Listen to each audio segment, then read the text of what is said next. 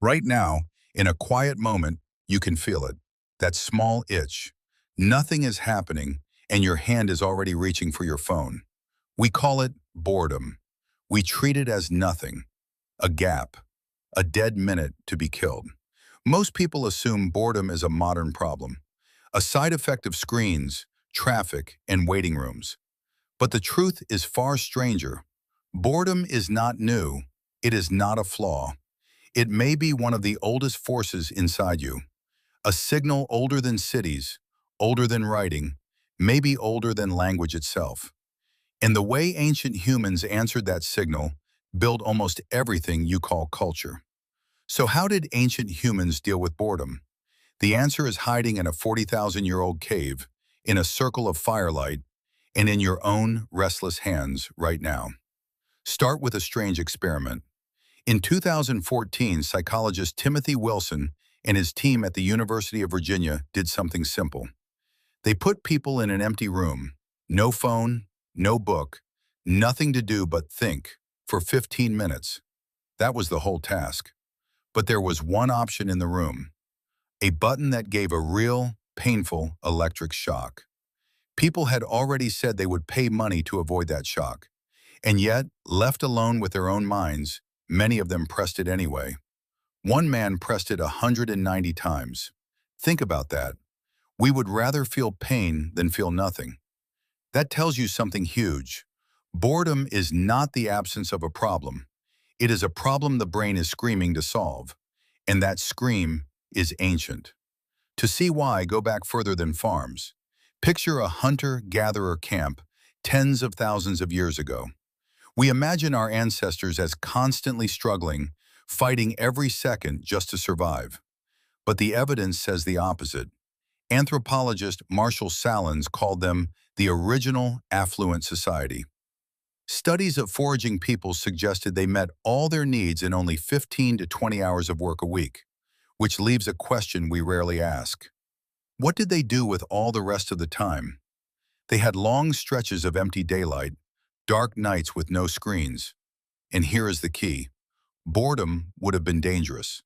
A bored brain wanders, it fidgets, it takes risks just to feel something.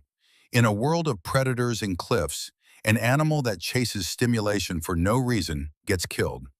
So evolution had a problem to solve. Its solution was to make boredom useful. In 2013, researchers Shane Bench and Heather Lynch argued something simple but powerful. Boredom is a signal. It is your mind telling you that this is no longer worth your attention, so go and find something that is. Boredom doesn't just make you restless, it pushes you out the door. It is the quiet engine of curiosity. And when ancient humans followed that push, look at what they made. Take the night. Anthropologist Polly Wiesner spent years with the Jula-Huansi people of the Kalahari, recording how they talked. During the day, their talk was practical. Complaints, gossip, who did what to whom. Only about 6% of daytime talk was stories. But at night, around the fire, everything changed. 81% of nighttime conversation became stories. Think about what that means. When the work was done and the boredom crept in, humans didn't just sit there in the dark. They told tales. They imagined other people, other places, other times. The campfire became the first cinema, the first classroom, the first church. Boredom, in the dark, invented the story. But it goes deeper than words. In a cave called Hohle Fels in southern Germany, archaeologist Nicholas Cunard found something astonishing. A flute, carved from the wing bone of a vulture, with 5 carefully drilled finger holes. It is roughly 40,000 years old, one of the oldest instruments ever found. 40,000 years ago, in the cold, by firelight, someone took a bone and made music. Not for food, not for safety, for sound. For the pure act of filling silence with something beautiful. That is boredom, answered, and the same restless hands that carved flutes also painted the walls of caves. They carved tiny figures from ivory. They rolled the polished ankle bones of animals as the first dice. Thousands of years later, the Egyptians would sit down to play some of the first board games, the first jokes, the first songs, the first art. So much of it was born in the empty hours, from people with time on their hands and a mind that refused to stay still. There is a strange beauty in that. When your brain has nothing to react to, it does not switch off. It turns inward. It starts to wander, to connect things that have no business being connected. A stick becomes a spear. A shadow becomes a spirit. A bad day becomes a story you tell for the rest of your life. Boredom did not slow our ancestors down. It is one of the reasons their minds grew so large and so strange in the first place. But the story turns dark too, because boredom has always had a shadow. Skip forward to the deserts of Egypt around the 4th century. Christian monks lived alone in tiny cells, doing the same prayers, the same chores day after silent day. And they described an enemy that came for them, usually at midday. They called it the noonday demon. Its real name was acedia. Acedia was a deep, hollow restlessness. The monk would stare at the wall, feel time crawl, hate his cell, want to be anywhere but there.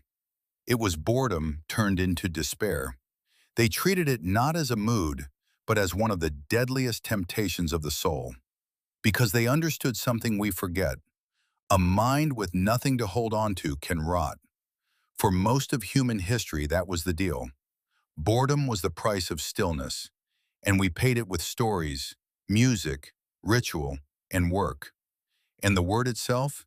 It is shockingly young.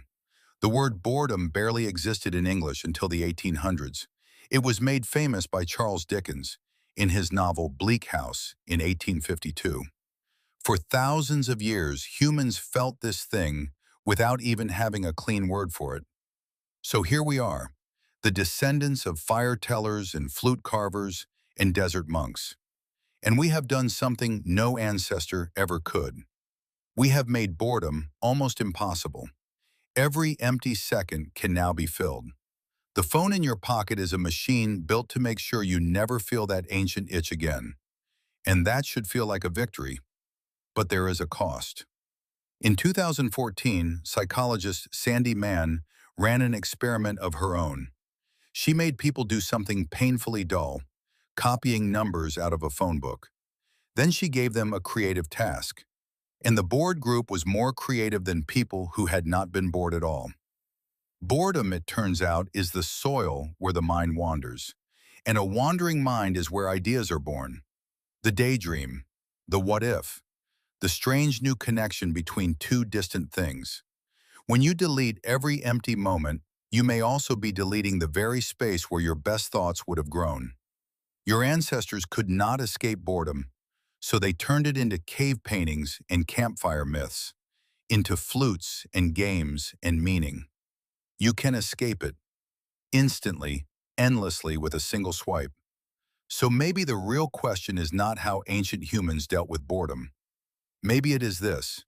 Now that you can finally avoid it forever, what will you build in all those empty moments you have decided to throw away? That itch you feel when nothing is happening is not a glitch. It is 40,000 years old. It carved the first flute. It lit the first story. It is your mind, ancient and restless, asking you to make something. The only question left is whether you are still listening.